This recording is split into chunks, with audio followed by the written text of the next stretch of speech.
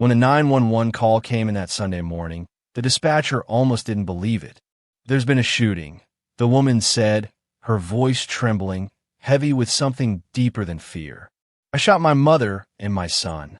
The line went silent for a beat. Then she added, almost whispering, "My mother was pregnant with his baby." Within 15 minutes, a police unit arrived at the small blue house on Willow Street, tucked beneath towering pecan trees in a quiet Alabama town. The front yard was still, a porch swing creaking in the wind, a patch of violets growing wild by the steps. It could have been any grandmother's home, but inside it was a crime scene. 2 bodies slumped at the dining table, face down in their Sunday best. A crystal wine glass lay shattered on the floor. Blood pooled under antique china plates that still had bits of scrambled eggs and peach preserves. On the wall behind them, a framed cross-stitch read, "Family is God's greatest gift." The woman who had called, Linda Ellis, 52, was seated on the floor near the kitchen island, knees to her chest, cradling the handgun in her lap. Her eyes were swollen. Her fingers were shaking. "I couldn't let that baby be born," she told the officers. "You don't understand. You can't understand." But this isn't where the story began. To understand what happened in that house, you have to rewind the clock 3 months, back to a hot July morning, and a woman who should have been long past childbearing age collapsing in her kitchen while making biscuits from scratch. Eleanor May Dillard was 91 years old, but folks in her neighborhood would have sworn she hadn't aged a day since the 80s. She was the type of woman who wore floral dresses and pearls to church, baked banana bread for the sick, and still remembered everyone's birthday. Her mind was sharp. Her eyes were warm. She'd lived alone since her husband passed in '94, but she wasn't lonely, or so it seemed. That summer, her grandson Jordan Ellis, 21, had moved in with her while on break from Auburn University. He was majoring in music, soft-spoken, always smiling. The boy had charm. Folks said he got it from his grandma. Neighbors thought it was sweet, a young man taking care of his old Nana. They were often seen gardening together, sipping iced tea on the porch, or walking arm in arm to the little Methodist church down the road. No one suspected a thing. On the morning of July 14th, Eleanor was in her kitchen kneading dough when she suddenly clutched her abdomen and collapsed to the floor. Jordan found her 10 minutes later. He dialed 911 in a panic. "Something's wrong with my grandma," he said. "She just fainted and she's burning up." At Jefferson County General Hospital, doctors ran the usual tests: vitals, blood work, CT scan. Given Eleanor's age, they expected to find a stroke, dehydration, maybe even a small heart attack. But nothing quite added up until the blood panel came back. Her HCG levels, a hormone only produced during pregnancy, were off the charts. "It has to be a lab error," the attending physician muttered, ordering a retest. They ran the test again. Same result. Then they performed an ultrasound, and what they saw on the screen made the entire ER go silent. A gestational sac. Tiny, clear, undeniably present, in a 91-year-old woman. By policy, the hospital was required to bring in a second OB/GYN for verification. Dr. Catherine Rowe, a seasoned practitioner with 30 years of experience, stepped into the room holding the file with trembling hands. She found Eleanor sitting upright, sipping ginger ale and making conversation with a nurse about a new pecan pie recipe. "Mrs. Dillard," Dr. Rowe began cautiously, "I need to ask you something sensitive. Have you been sexually active recently?" Eleanor smiled politely, as if the question amused her. Then, without blinking, "Well, sugar, I may be 91, but I'm not dead." The hospital scrambled. Doctors debated ethics, legality, medical impossibilities. One physician demanded a psych consult. Another accused the staff of being victims of an elaborate hoax. But the truth was written in numbers and on the screen. Eleanor Dillard was pregnant. The next logical step, a DNA test on the embryo. If nothing else, it could determine whether this was some kind of medical fluke, perhaps a lab contamination or artificial insemination gone wrong. The results came back in 3 days. and they lit a match under a fuse no one could put out. The biological father was Jordan Ellis, her grandson. The hospital immediately contacted Adult Protective Services and law enforcement. Nurses were instructed not to speak to the press. Dr. Rowe was put on temporary leave after she fainted in the hallway upon reading the results. But Eleanor? She stayed calm. When police officers arrived to question her, she offered them sweet tea and smiled. "You don't have to act so shocked," she told them. "Jordan's not a child. He's a grown man, and we love each other." By the end of that week, the Dillard family name would no longer be synonymous with church potlucks and choir rehearsals. It would be etched into Alabama's criminal history. And for the small town of Mapleton, nothing would ever be the same again. Because this wasn't just a scandal. It was a tragedy waiting to happen, and the worst was yet to come. The news spread like wildfire. By the time the local paper, the Mapleton Times, ran the headline, "91-year-old woman pregnant, grandson identified as father," the town had already split in two. At the diner, people whispered behind coffee mugs. At church, prayers were spoken in tight, stunned circles. On Facebook, the arguments exploded like a virus. Was it abuse? Was it mental illness? Was it love? And at the center of it all sat Eleanor May Dillard, in her favorite rocking chair on her front porch, stroking the round of her belly as if she were a woman half her age.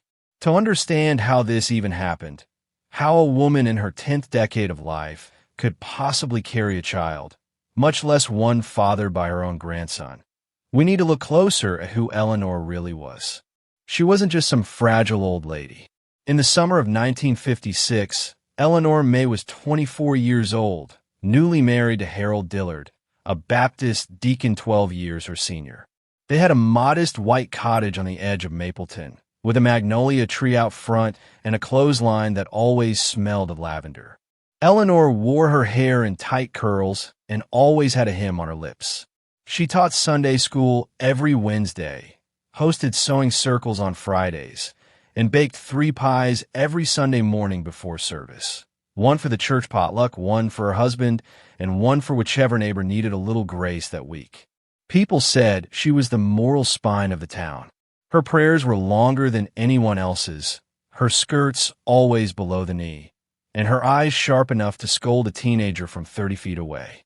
But behind closed doors, Eleanor longed for something more. Not more in the sinful sense, but more tenderness. Harold, though respected, was a rigid man. He believed love was duty, not warmth. He never hit her, never shouted, but he never held her either. Not really. Not in the way she secretly dreamed of when she watched lovers embrace in black and white movies on late-night television. She once wrote in her diary, "I keep asking the Lord, is this all love is supposed to be? Because if so, I must have read the scriptures wrong." Her first child, a daughter named Linda, was born in 1958. Eleanor doted on her fiercely, hoping motherhood would fill the quiet space inside. But even as Linda grew, Eleanor remained a woman torn between righteousness and hunger. The hunger for softness, for being truly seen, not just obeyed. And then Harold died in 1994, and Eleanor never remarried. Not because she didn't want to, but because no one ever looked at her like she was more than a statue until Jordan did. She wasn't just some fragile old lady. She had once been Mapleton's pride. Born in 1932, Eleanor had taught Sunday school for 43 years. She raised 2 children, buried 1 husband, survived breast cancer, and kept her front yard trimmed to perfection even at 88. People called her Miss Ellie, and she always had extra cookies in the tin for neighborhood kids. But all that was before the stroke. 2 years earlier, Eleanor suffered a minor stroke that left her with temporary speech impairment and some mobility issues. That's when Jordan, her only grandson, moved in. He had just finished his sophomore year at Auburn University. Tall, soft-voiced, a bit awkward. A piano major. He was close to his grandmother since childhood. Probably too close, some would later say. At first, neighbors praised his devotion.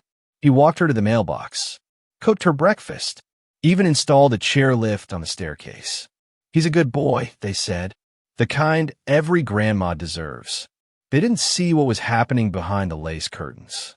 The pregnancy should have been medically impossible. Eleanor had gone through menopause almost half a century earlier. But recent advances in hormone therapy and stem cell rejuvenation, procedures quietly available in some elite experimental clinics, had left a small, strange possibility.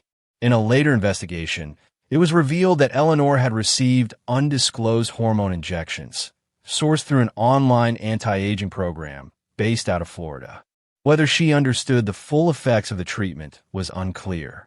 But one thing was clear: she wanted this baby. "It's the greatest miracle of my life," Eleanor told Dr. Catherine Rowe, the OBGYN who discovered the pregnancy. "I never thought I'd be a mother again, and certainly not with someone I love so deeply." When asked whether she realized Jordan was her biological grandson, Eleanor nodded without shame. Blood is biology, but love is soul.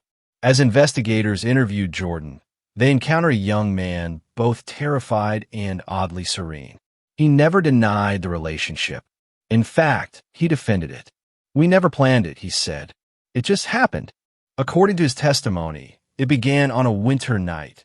Jordan had returned from college heartbroken after a breakup. He was crying in the living room. Eleanor sat beside him, held his head against her chest, and whispered, "You'll always have me."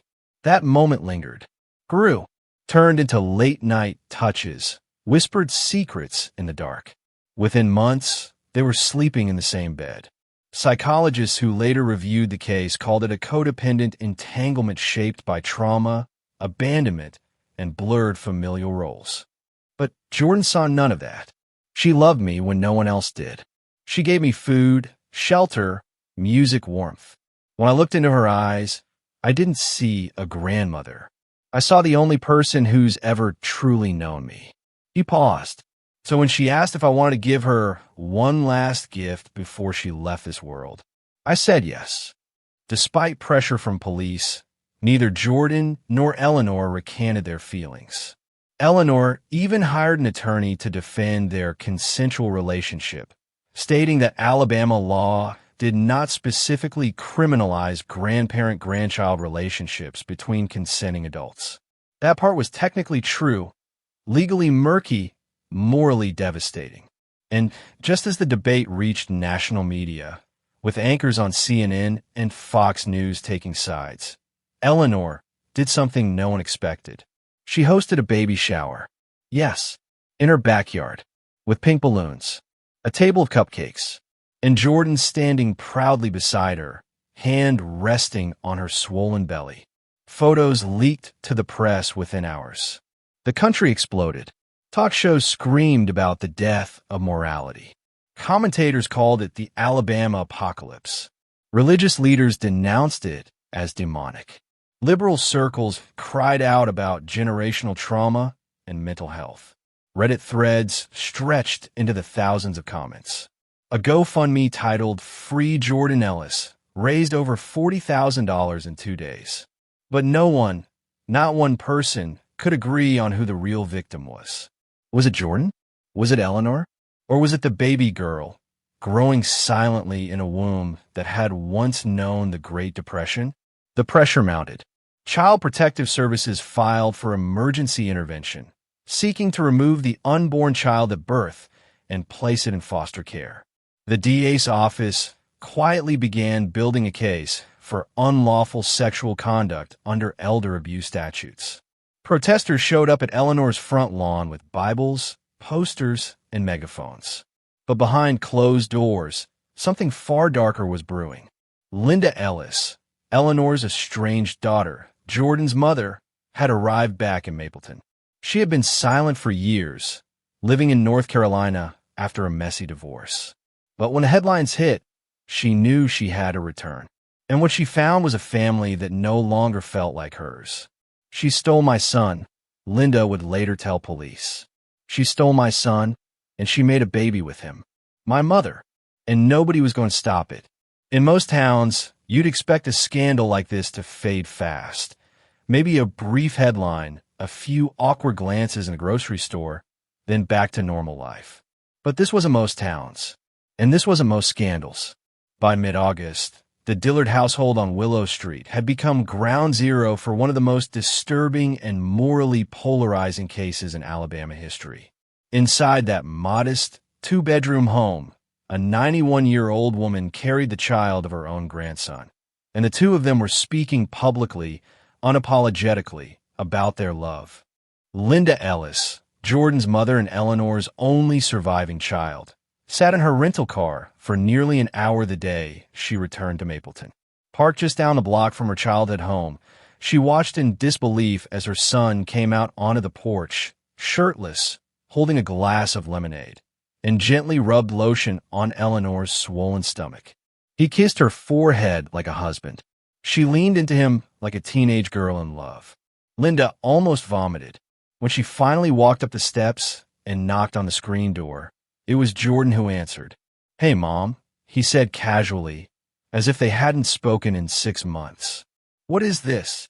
Linda asked, pointing at Eleanor, who stood behind him in a floral nightgown, her hair pinned back, belly visibly rounded.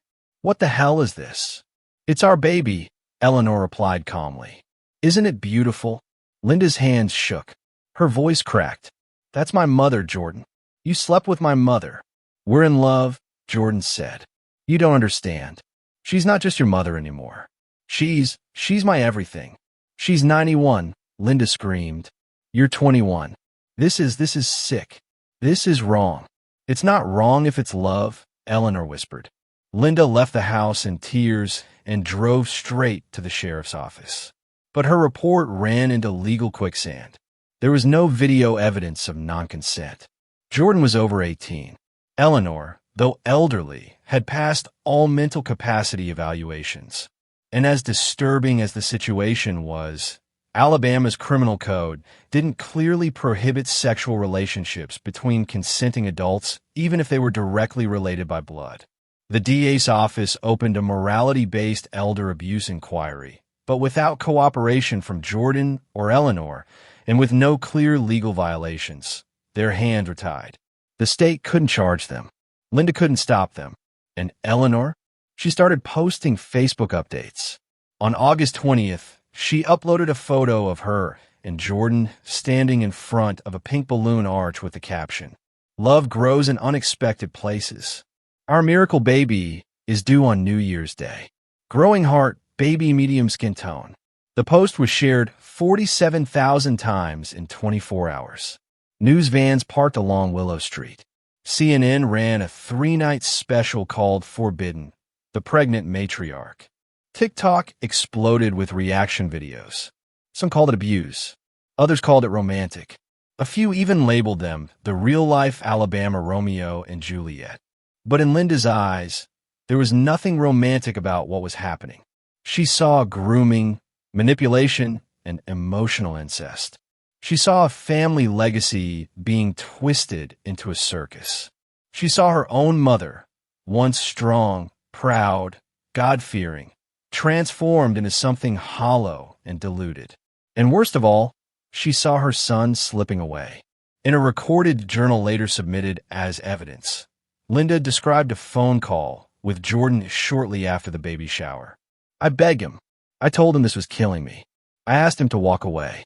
He just kept saying, 'She loves me more than anyone ever has.' I told him he was ruining his life. And he said, 'No, Mom, I'm finally starting it.'" As the weeks went on, Linda tried everything: pastors, attorneys, therapists. No one could reach him. No one could stop it. Then came the ultrasound. Eleanor emailed the image of the growing fetus, a blurry, black and white photo showing the outline of a tiny girl, to her entire family tree. Attached was a short message. "Her name will be Glory May. She's already loved beyond measure." Linda stared at the screen for nearly 10 minutes before deleting it. But she couldn't delete what was coming. That Friday night, Jordan uploaded a YouTube video titled "Why I Love Her." In it, he sat on the porch beside Eleanor, holding her hand. "When I was a kid," he said, "my dad walked out. My mom was never around. But my grandma, She tucked me in every night. She taught me how to tie my shoes.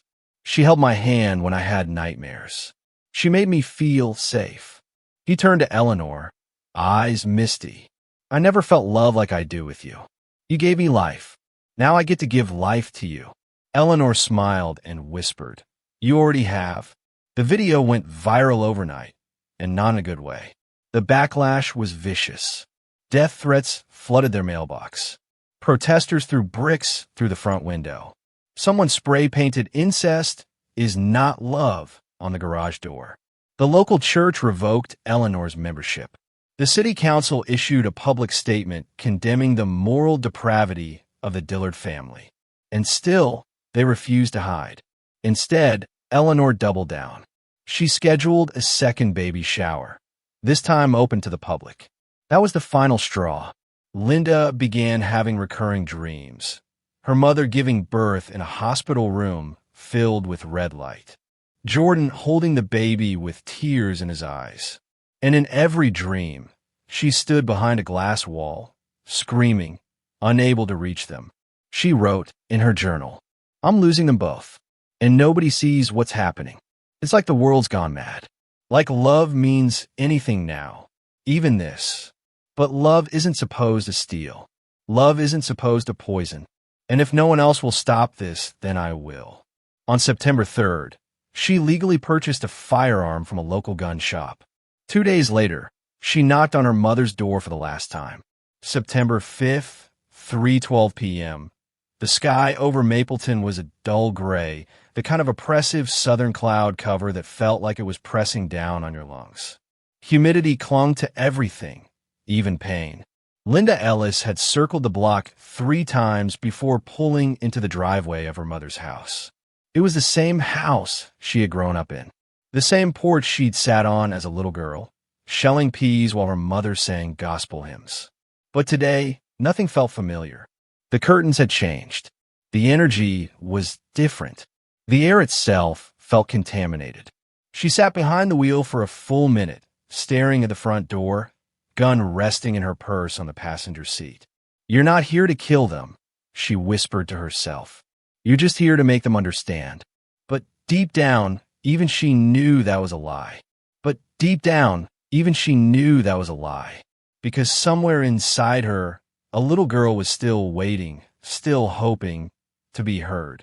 She remembered being 7 years old, sitting on the back porch steps with skinned knees and tangled braids, sobbing because the neighborhood girls hadn't invited her to their pretend wedding game.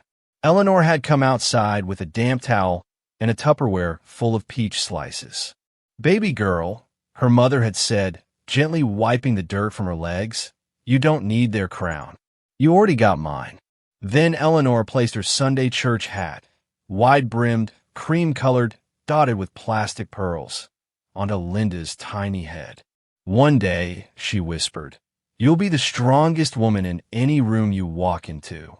And when they don't understand you, you'll stand taller. That's what women of God do. Linda had clung to that moment her whole life. It was the foundation of everything she believed about strength, motherhood, and grace. And now, that same woman stood in a kitchen robe, humming lullabies for a baby made with Linda's only son. The crown was gone. The voice that once told her she was enough was now the one drowning her in shame.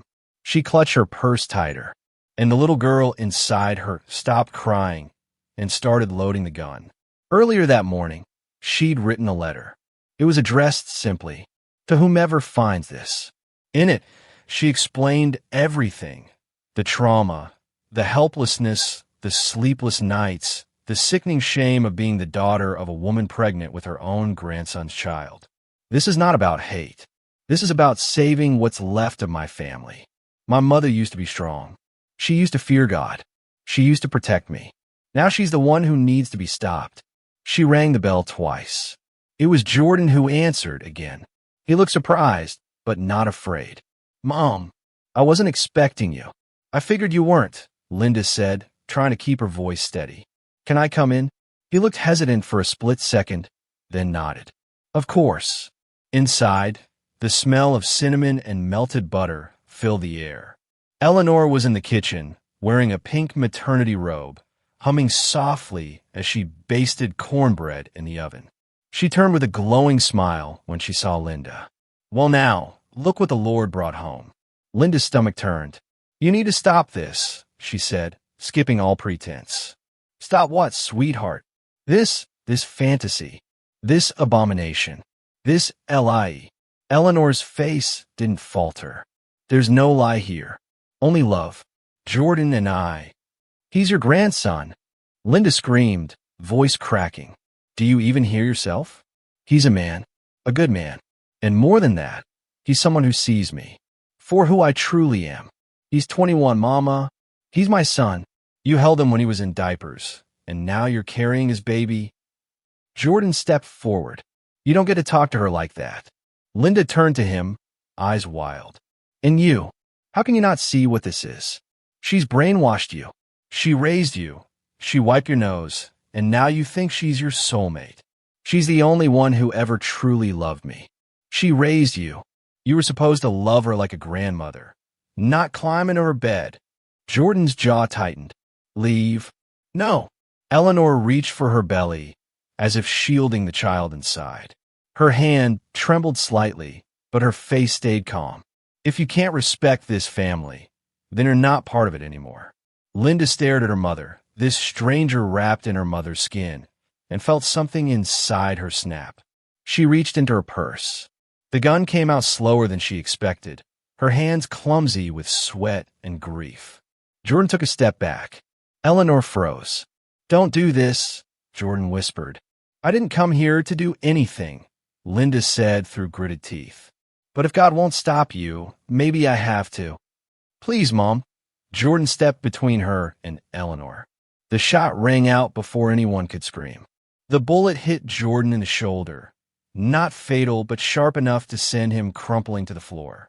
Eleanor cried out, lunging toward him. That's when the second shot fired. It struck Eleanor in the chest, right beneath her collarbone. She collapsed next to Jordan, her hand reaching for his. Linda stood over them, gun shaking in her grip, tears streaming down her cheeks.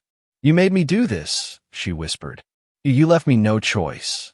She fired once more, a final shot to Eleanor's abdomen, as if trying to erase the unborn child that had torn her family apart. The police arrived 8 minutes later. The 911 call was garbled, hysterical. Linda could barely speak. "They're bleeding. I shot them. My mother. She was pregnant with my son's child." When officers entered the home, they found Jordan still alive, groaning, pressing his palm against his shoulder. Eleanor was lying beside him, eyes open, mouth slightly parted. She was pronounced dead at the scene. Paramedics would later determine that the fetus, a girl 19 weeks along, had also died from the gunshot wound. Jordan survived the shooting, but something in him didn't. At the hospital, he refused to speak to anyone. He didn't eat, didn't blink. When asked by a detective if he wanted to press charges against his mother, he simply said, "She killed my wife and my daughter. I have nothing left." Linda was arrested on the spot and charged with 2 counts of first-degree murder and attempted murder. In the interrogation room, she broke down completely, repeating one phrase over and over. "I just wanted my family back." The media frenzy reignited overnight. CNN ran breaking coverage under the cheering. Alabama woman kills mother and son after incest pregnancy shock. Conservative pundits applauded Linda as a mother pushed past her breaking point.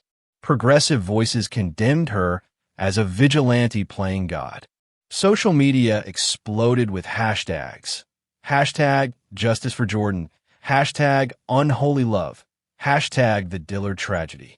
But no one could look away. This wasn't just a crime. It was a generational collapse. A house built on shame, silence, and blurred boundaries, crumbling in real time. In the weeks that followed, something unexpected happened. Locals began leaving flowers on the front porch of the Dillard home. Not for Linda, or Jordan, or Eleanor, but for the unborn child. One note, written in cursive on a wrinkled pink index card, read, "Glory May, you didn't ask for any of this. You were just love trying to grow. When Officer Calvin Branson entered the house at 3:28 p.m., the smell of cinnamon and gunpowder still hung in the air. He'd been on the force for over 15 years, had seen meth labs blow up, seen fathers kill their sons in drunken fights, seen women stabbed in front of their babies, but nothing could have prepared him for what he saw that day on Willow Street. A dead 91-year-old woman, face tilted toward the ceiling fan, eyes wide open like she was still mid-sentence. A young man, 21, bleeding from the shoulder, curled up next to her, one arm stretched across her lap, and between them, a dining table still set for lunch. There were 2 plates of cornbread, a bowl of stewed okra, and 3 wine glasses. One of them shattered on the floor. Blood pooled across the lace tablecloth, soaking into the wood beneath. The chair across from them was empty, the place Linda Ellis had been sitting just moments before the gun went off. In the center of the table, as if untouched by violence, was a pink envelope. The name Glory May written in cursive across the front. Jordan was rushed to the hospital. He survived the gunshot wound, but he never spoke again, not in the squad car, not in the ER, not even when they stitched him up. The doctor said he was in emotional catatonia, a dissociative state brought on by profound trauma. He just kept rocking gently, whispering 4 words under his breath. I held her hand. In the days that followed, Jordan remained in the trauma ward, his body healing faster than his soul ever could. Nurses noted that he never turned on the TV, never asked for his phone, never even looked out the window. He would sit by the edge of the hospital bed, tracing small circles on the bedsheet with his finger, mouthing the name Glory again and again like a forgotten prayer.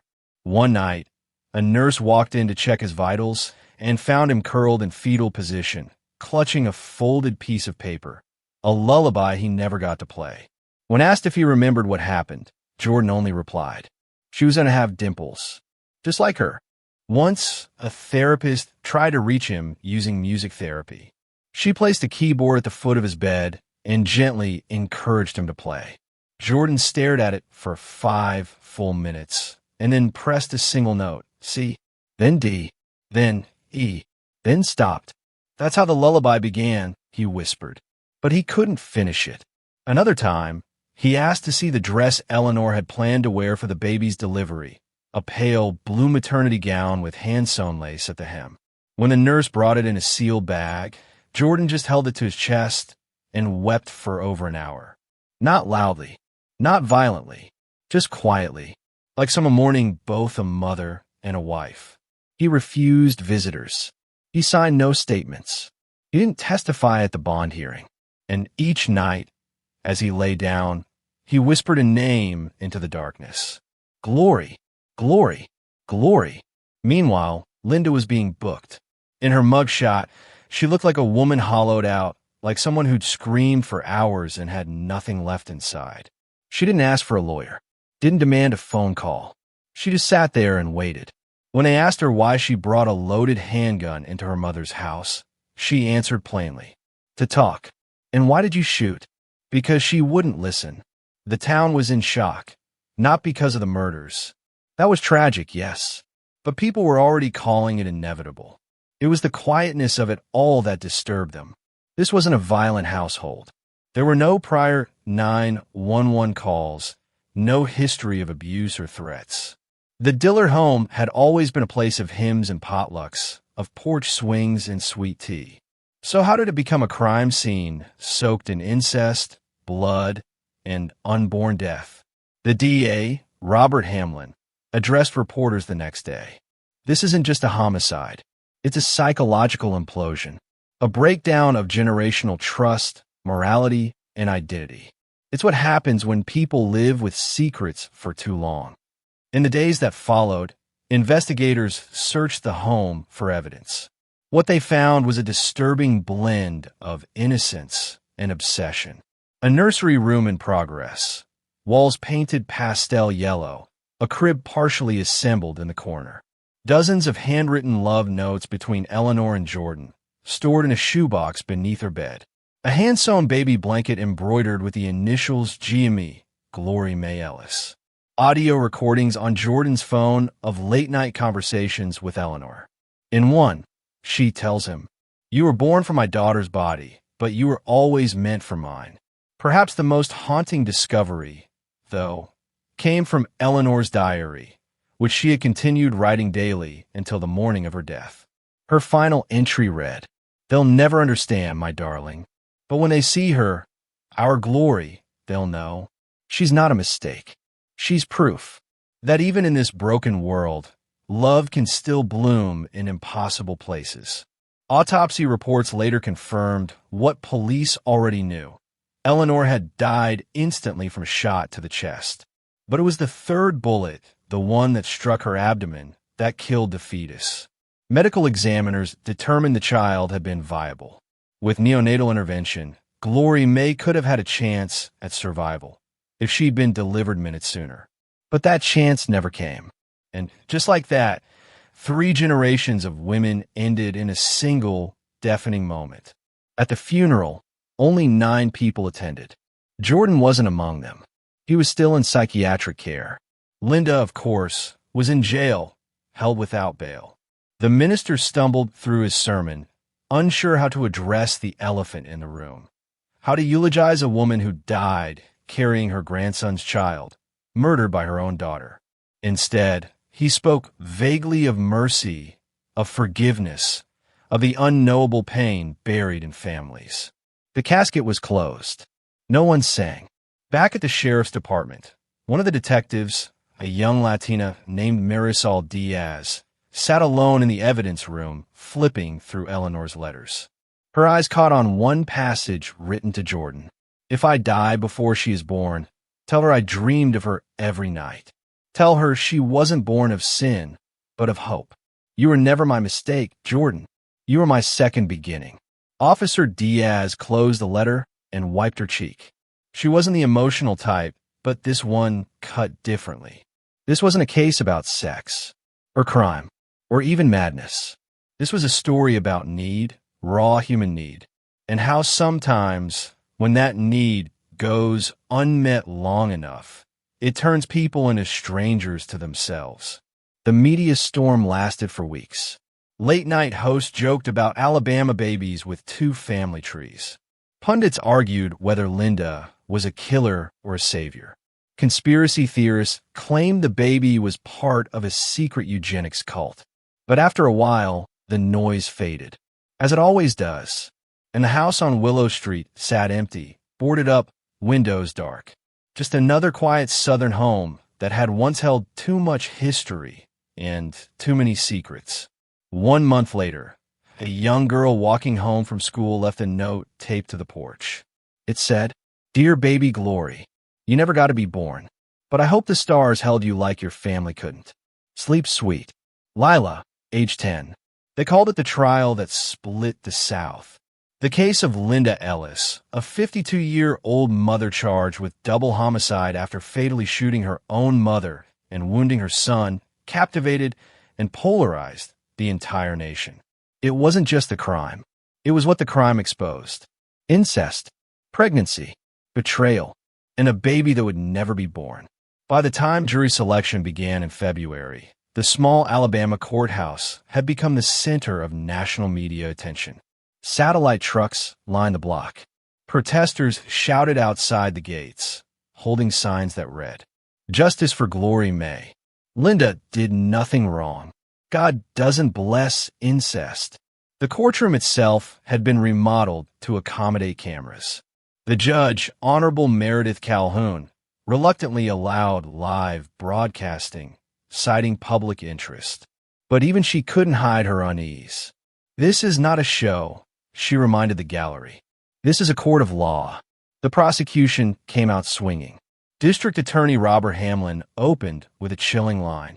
"This is not a case about morality. This is a case about murder." He showed photos of the crime scene.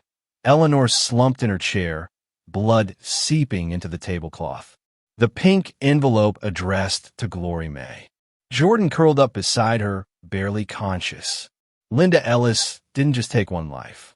She took 2, one of them unborn. She made herself judge, jury, and executioner, because she couldn't accept the choices other people made. He admitted, yes, the relationship between Eleanor and Jordan was disturbing. Yes, it crossed every moral line. But none of it justified killing a 91-year-old woman in cold blood, much less the child she carried. The defense, led by attorney Carla Brewster, painted a different picture. My client did what the law refused to do. She tried every legal avenue: adult protective services, the sheriff's office, mental health advocacy groups. No one helped her. No one listened. Brewster argued that Linda acted under a state of extreme psychological distress, that the idea of her son fathering a child with her own mother triggered a dissociative break, that in that moment, Linda didn't see two people in love. She saw a family rotting from the inside out. And the most powerful part of her opening, she didn't mention murder. She called it an act of mercy. The most anticipated moment of the trial came on day 7, when Jordan Ellis was called to the stand. He took the witness chair slowly, noticeably thinner, pale, his eyes vacant. The room held its breath. Brewster approached gently. Jordan, do you remember the day of the shooting? Yes. Do you remember what your mother said to you before she pulled the trigger? A long pause. Then, she said, "You're not my son anymore." Murmurs rippled through the gallery. Did you believe she would hurt you? No, Jordan said, voice cracking. Not until she did. The cross-examination was brutal. D.A. Hamlin questioned Jordan on the nature of his relationship with Eleanor. You understood she was your grandmother? Yes. And you believe that relationship was romantic? It was romantic. And sexual? Yes. Even though she raised you? Jordan stared back, unblinking. She saved me, when no one else did, not even my mom. Mr. Ellis, were you in love with your grandmother? Yes. And were you planning to raise a child with her? Jordan nodded. Her name was Glory. She was going to be perfect. The jury gasped. Viewers across America recoiled. But something else began to shift. Beneath the horror, beneath the taboo, something raw and deeply uncomfortable emerged, a sense of tragedy that went beyond the crime. Because no matter how wrong it all seemed, Jordan Ellis believed it had been love. On day 10, the prosecution brought in psychiatrist Dr. Marvin Geiger, who had evaluated Linda during her initial incarceration. What we're seeing, he explained, is a textbook case of moral trauma. Linda believed the sanctity of her family had been desecrated, her son violated, her mother desecrating the very role that once defined her. It shattered her reality. Did she know what she was doing? Yes, he said solemnly. But in her mind, it was rescue, not revenge. The courtroom was divided. Some wept with sympathy. Others shook their heads in fury. One woman in the gallery shouted, "She's a murderer," and was escorted out. Another whispered, "She did what any mother would do if nobody else would stop it." Then came the letters. On day 14, the court allowed the reading of several private letters between Eleanor and Jordan, recovered from a box beneath the crib in the nursery. The bailiff read aloud, his voice steady. You weren't born to be my grandson. That was just how we found each other. The world will never understand us, Jordan. But that doesn't mean we're wrong. Eleanor May Dillard. In Jordan's reply, they call it sin, but to me, it feels like home. I don't care what the world says. I only care that you keep breathing. Several jurors turned away. 2 wiped tears. By closing arguments, the country was on fire. News commentators debated. Was Linda a criminal or a casualty of a broken system? Churches preached sermons titled The Price of Sin. Podcasts launched entire series around the trial. YouTube clips of the testimony racked up millions of views. Twitter, now X, trended for weeks under hashtags like hashtag Dillard trial, hashtag family or fracture, hashtag justice for glory. When the jury finally returned with a verdict on March 2nd, the courthouse fell into silence. Guilty on 2 counts of manslaughter, not murder. Not guilty on the charge of attempted murder of her son. The sentence, 37 years in state prison, with the possibility of parole after 22. As Judge Calhoun read the sentence, Linda's eyes didn't move. She didn't cry. She just whispered to herself, "She's gone. That's enough punishment for me." Outside the courthouse, reactions were mixed. Some saw it as too light. "She killed her own mother and an unborn baby," one protester shouted. "That's 2 murders." Others called it merciful. "She did what the law couldn't," said another. "She saved her son." But most people, they just stood there, silent, trying to make sense of what they'd witnessed. One reporter from The Atlantic summed it up best. The Diller trial was never just about incest or even murder. It was about what happens when generations fail each other, when love gets twisted by loneliness, and when the people you trust most become the ones you need saving from. When the courtroom emptied and the cameras stopped rolling, when the hashtags faded and the nation moved on to its next scandal, all that remained were the letters. Boxes of them, discovered in closets, drawers, shoeboxes, between pages of hymnals and under couch cushions. Most of them were exchanged between Eleanor May Dillard and Jordan Ellis during the 2 years they lived together under one roof, but far outside the boundaries of what anyone would call a family. Some were folded neatly. Others were tear-stained.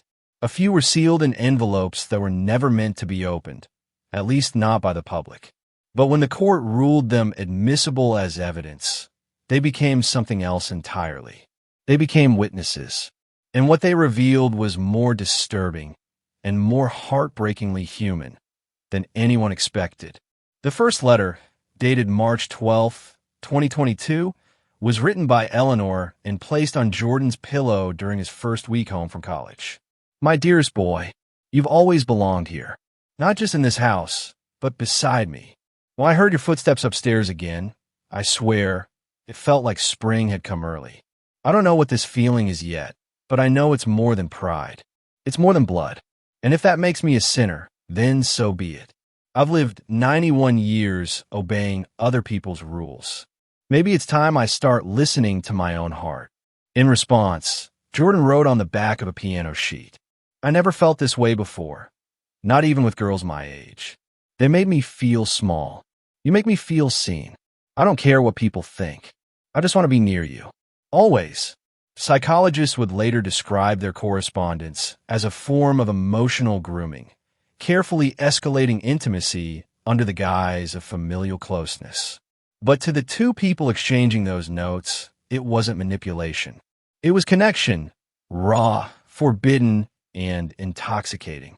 As months passed, the letters grew more intense. In one, dated July 2nd, 2022, Eleanor wrote, "Last night, when you touched my hand, I thought, maybe this is what all the love songs were trying to say. Your mother used to cry when she was pregnant with you. Said she felt like the baby inside her didn't belong to her. Maybe that's because you always belonged to me." In another, Jordan confessed something few expected from someone his age. "I don't think I've ever wanted to be a father until now. Not because I want a child, but because I want a piece of you that never leaves. Something that ties us together forever. I know people will never accept it, but maybe she will. Our daughter, Glory." These letters were read aloud during day 14 of the trial, and they stunned the courtroom into silence. Even the judge paused before allowing the last paragraph to be read. "I'll never know if what we're doing is right," Eleanor wrote in her final undated letter, "but I know what it is. It's real. Jordan, if the world turns its back on us, if they take me away, or worse, know this. I will die proud, because I loved you the way no one else dared." But it wasn't just the letters between Eleanor and Jordan that told the story. There were also letters from Linda, written long before the shooting, filled with desperation, begging, and terror. In one scrawled note, found in her nightstand drawer, she wrote, "Mom, please stop. He's just a boy. You may think he loves you, but he doesn't know what that word means. You raised him. You bathed him. You can't erase that. This isn't God's plan. This is loneliness wearing a mask." In another, mailed but never opened. "Jordan, I failed you. I should have stayed. But what she's doing, what you're doing, it's not love. It's grief twisted into romance. You think you're in control, but you're drowning. And she's pulling you down with her. I'm still your mother. Please, let me help. Asterisk. The letters painted a portrait of three broken people, each reaching out in their own way. Eleanor, desperate to feel wanted again after decades of isolation. Jordan, yearning for a sense of identity, of belonging, of unconditional love. Linda, torn between saving her son and saving her own sanity. None of them found peace. Among the last letters discovered was a short one, handwritten by Jordan after the funeral. It was never sent. It was found folded inside a children's storybook Eleanor used to read to him at age 5. It read, asterisk, Dear Glory, I wish I could have met you. I had a song ready for you. A lullaby I wrote the day I found out you were real. I think it goes like this. You came from something broken, but you were never a mistake. You were the piece of heaven that all three of us try to make. I hope you're somewhere warm. Love, Daddy asterisk. The letters were archived by the state for preservation of historical and legal record, but for those who read them, jurors, lawyers, reporters, they were more than evidence. They were a post-mortem of the soul. Proof that what happened on Willow Street wasn't just a crime of blood. It was a tragedy of silence, of unmet needs, of generations failing to say the right words before it was too late. In a quiet interview 6 months after the trial, one of the jurors said, People ask if I regret the verdict, but there's no verdict that brings back a baby. No sentence that makes a mother love right. You can't convict the past. All you can do is read what it left behind and hope we learn something from it. On the morning of her sentencing, Linda Ellis stood in front of the court in a pale gray prison uniform, wrists bound in steel, her shoulders straighter than they'd been in months. Her face was thinner. Her hair had gone fully gray. But her eyes had not lost their fire. I didn't kill my mother out of hate, she told the judge. I killed her out of fear. Fear for my son. Fear for what that baby would become. Fear of watching my family be twisted into something I couldn't recognize. But most of all, she added, her voice cracking, I killed her because I still loved her, and I couldn't watch her become someone else. The courtroom was silent. Then the judge spoke. Love is not a shield, Mrs. Ellis, and fear is not a license. You took 2 lives that day, one belonging to a woman who had already lived nearly a century, and another to someone who hadn't even taken her first breath. You will serve 37 years in the Alabama Department of Corrections, with eligibility for parole after 22. Linda didn't flinch. She nodded once, and then she was led away. After the trial, the world moved on, as it always does. The media lost interest. The protesters went home. The house on Willow Street was foreclosed and boarded up. The pink nursery left unfinished, the crib never assembled. But for those closest to it, the wound never closed. And nowhere was that more evident than in the fate of the one who had survived, Jordan Ellis. Jordan was released from the psychiatric facility 3 months after the verdict.